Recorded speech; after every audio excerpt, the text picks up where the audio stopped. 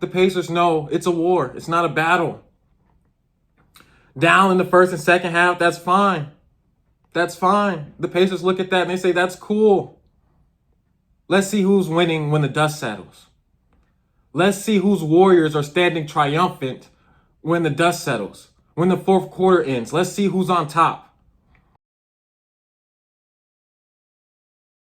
And welcome back to Mischief Entertainment, man. You know you're on MVP Sports, man. And I'm here in the morning recording after the NBA Finals game one yesterday. And man, did we get a good game. Did we get a good game, man. Am I the only one who throughout the entirety of watching the game felt like the Pacers had a chance? Because we've seen the Pacers do this all postseason. And then at the last moment, Haliburton does it again. This has been the most amazing postseason run I've ever seen. The most clutch postseason run I've ever seen. Listen, if they complete the job, man, this will be one of the most amazing postseason runs I have ever seen, man. But yeah, let's get into the video and break down this game one. Now, man, I already dropped a video saying that the Pacers should be the title favorites because of their pace and space and because they can play five out, man. I've already said that, man. Now, I have heard a lot of people say they didn't expect the Pacers to do this, man. I thought they could make it back to the Eastern Conference Finals. I just didn't think they would be in the NBA Finals competing for it, man. They were just in the Eastern Conference Finals last year. Haliburton went back. Miles Turner is a great center. The makeup of the team was still the same. They just had to do a little growing, and now they're in the finals. Oh, man. All right, man. Now, one of the reasons I like the Pacers, man, is because they play like the last kid that was picked to get on the basketball team, man. Listen, sometimes they look a little goofy because of how hard they're trying. Hair flopping, heads bobbing, bodies flying over the court. They fall down. There's some real tryhards, man. But they play like the last kid picked for the team. If they fall down, who cares? If they're down by 10 or 20, who cares? Because just like the kid who was picked last to be on the team, they're just happy to be there. They're just happy to be there.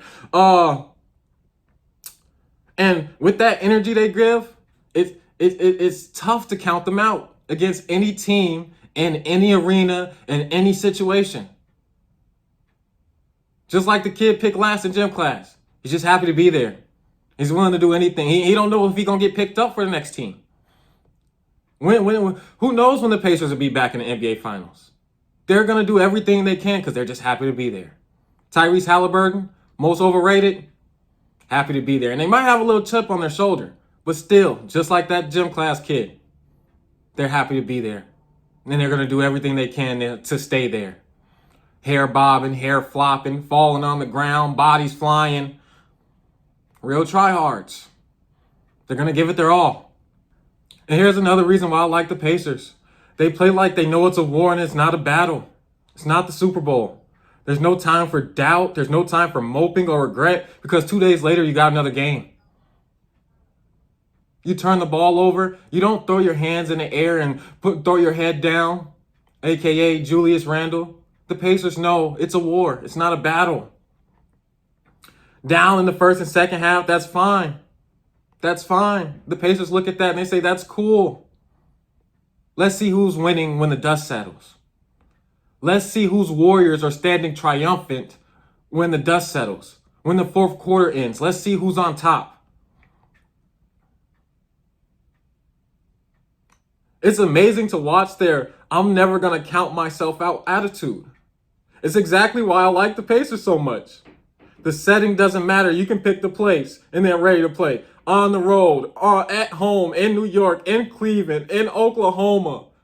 Up by 10, down by 10. Choose whatever setting you want. They're competing. They know it's a war, not a battle. You're not going to win every possession. But what you can do is win the box score at the end of the game and come out on top. So the fact that they play like the kid who was picked last in gym class, the fact that the setting doesn't matter, the fact that they play pace and space, and y'all know I'm a big Spurs fan. And essentially what I think pace and space is just playing good basketball. Work the ball around the court. Have your basketball IQ. And when the defense messes up, take advantage of it. I love the space and space. I said it before. I said it already on my channel. I thought the Pacers should have been favorites to win the NBA championship.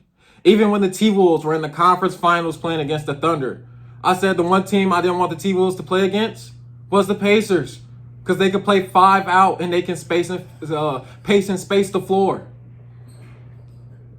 I've had questions about the Thunder and SGA because to me, the Thunder are an engine that doesn't use oil or gas or anything like that. They use SGA. And when you're playing against a Pacers team, which their entire game plan is just to play good basketball. Their game plan is, we're going to use the whole team. Their game plan is, it's not about it's about us. It's not about me, it's about we. That's tough. That's the type of chemistry you want to see. That's the type of toughness you want to see. That's the type of community you want to see from your basketball team. So I liked what I seen last night. The entire game, even when they were down, I didn't count them out. I was watching the entire game like, are the Pacers going to do it again? From the first quarter. There was never a moment where I was like, oh no. I was looking at the clock and I was like, OKC, you better hope it gets to the fourth quarter fast. You better hope it gets to the final 2 minutes fast. You better hope the time runs out fast. But the first quarter, second quarter, third quarter, fourth quarter, I wasn't scared. We've seen the Pacers do this over and over and over again. It's not me, it's we. And they did that last night. They did that last night against the Thunder. So going into this matchup, the Pacers were my favorites to win the NBA Finals, even when the T-Wolves were when we were at the conference final stages, before we even got to the finals. I said, I didn't want to play the Pacers. I didn't want to play the Pacers. They came out. They won one of those games, one of those sneaky games that you need. Let's just be honest, one of those sneaky games that you need. All the turnovers. But they pulled it out, and now they're up 1-0. Listen, going in, the Pacers were my favorite. After going up 1-0, they are my favorite. They went to Oklahoma. They stole a game. I will be honest, though. I expect this to go to 7. Even with it going to 7, man, I got the Pacers. I got the Pacers. And I think that's mainly all the reasons. It's their scheme. It's their ability to play as a team. It's their clutchness. It's the fact that they play like the last kid picked in gym class. Those are all the reasons. And then that basically sums it up. Like I said, I got the Pacers. But real quick before we go, I do just want to talk about Rudy Gobert, man. I know this might come out of nowhere, but I really think Rudy Gobert is one of the worst big men in the league, man. All right, listen. Watching the NBA playoffs, man, and watching centers such as Isaiah Hartenstein, Chet Holmgren, and Miles Turner outperform them gives me that conclusion, man. Listen, Rudy Gobert does not have a skill set. He doesn't have coordination. He can't shoot. He is literally just this height, and he doesn't even use that well. Look, I've tried to give him the benefit of the doubt since the Utah days, and then he came to the T-Wolves, and I feel like maybe I got a little bias towards him because I want him to perform good because he plays for the T-Wolves, but man, it's egregious. He has no skill set, and you don't get parades for doing what you're supposed to do. You don't. You got to be exemplary, and he's not that. I would say he's below average. And I know that might have came out of nowhere, but man, I'm watching the NBA Finals last night, and I'm seeing the centers and big men on the floor, and I'm seeing the way they can move and the way they can play and the fact that they can shoot. And I started thinking about Rudy Gobert immediately. All those Defensive Player of the Years he's won. You don't get credit for being tall. You're 7'2". You're supposed to get blocks. You don't get parades for doing what you're supposed to do. You get him for being exemplary, and he's not that. He has no skill set. But besides me trailing off, man, like I said, though, I got the Pacers winning the NBA Finals. I got them going all the way. They got this, man. And listen, something that might be hurting the Thunder is I am an old school man. I keep thinking about the Reggie Miller Pacers, and I think about the histories of the Pacers, and I think about their uniform and the logo and the atmosphere, and I love the Pacers. They got a lot of good history in the NBA, and the Thunder went from the Sonics to the Thunder, and I feel like now the Thunder are establishing their new identity, you know what I'm saying? I don't count the Sonics at all into what the Thunder are. I feel like Thunder are completely their own organization now. It has been many years since they've been the Sonics. They are literally making their own history right now.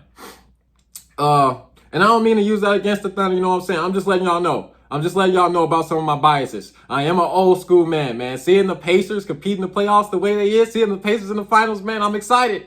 I love it. I love it, man. I got Pacers winning this, man. Make sure you like, comment, subscribe, all that good stuff. We out.